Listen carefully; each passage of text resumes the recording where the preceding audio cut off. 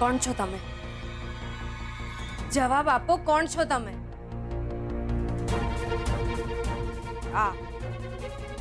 આમને લાકડી મારી હતી તમે, આમને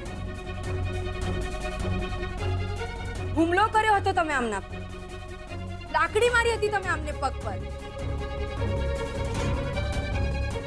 ઓળખો છો તમે આમને? આમ જુઓ,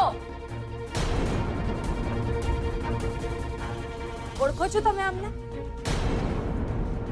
હા, ઓળખો છો?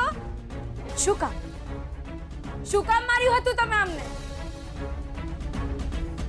એક વાત કાન ખોલીને યાદ રાખજો, તમે આમને ઓળખતા હો કે ના ઓળખતા હો, આમની સામે આંખ ઉઠાવીને પણ જોયું છે ને તો દૂર રહેજો આમનાથી.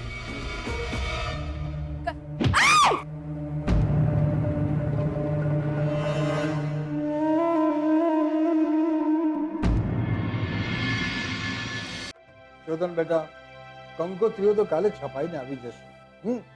પછી આપણે થોડા દિવસ જઈને શાસ્ત્રીજીને બોલાવી પૂજા કરી કંકોત્રીઓ વેચવાનું શરૂ કરી દઈએ. જીતા, બસ હવે જલ્દી સાજો થઈ જા.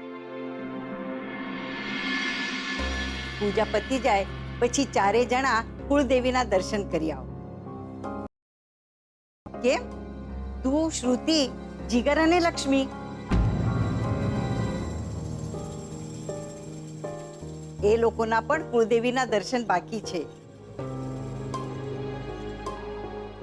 એવું છે કે જીગર અને લક્ષ્મી કુળદેવીના દર્શન કરવા ગયા હતા, પણ તે વખતે દર્શન નહોતા થઈ શક્યા.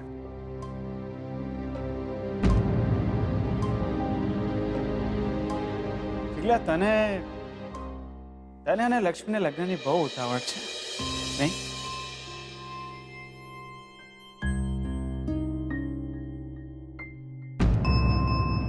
કુળદેવીના દર્શને પણ જી આવ્યા.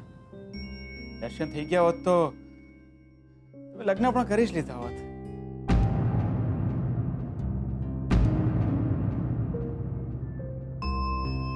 હું પાછો આવવાનો તો હતો, આટલી પણ રાહ નથી જોવાતી. અરે ના, બંનેના લગ્ન એક માંડવે જ થશે.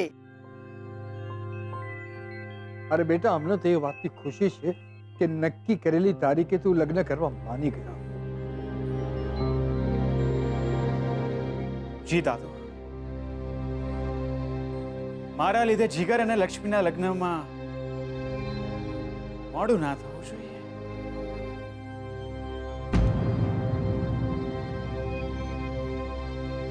અંબિકા બહુ કોની રાહ જુએ છે? કોઈ આવવાનું છે? લક્ષ્મી બહાર ગઈ છે, હજુ આવી નથી. હું એમને જ ફોન લગાડી રહ્યો છું.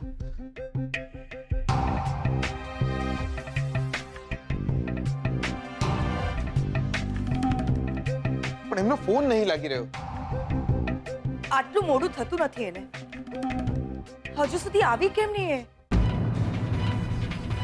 એ માણસ જ્યાં પણ હશે દુનિયામાં એને શોધીશ, એનું ગળું પકડીશ અને એને કહીશ કે તમારા પડછાયાથી પણ દૂર રહે.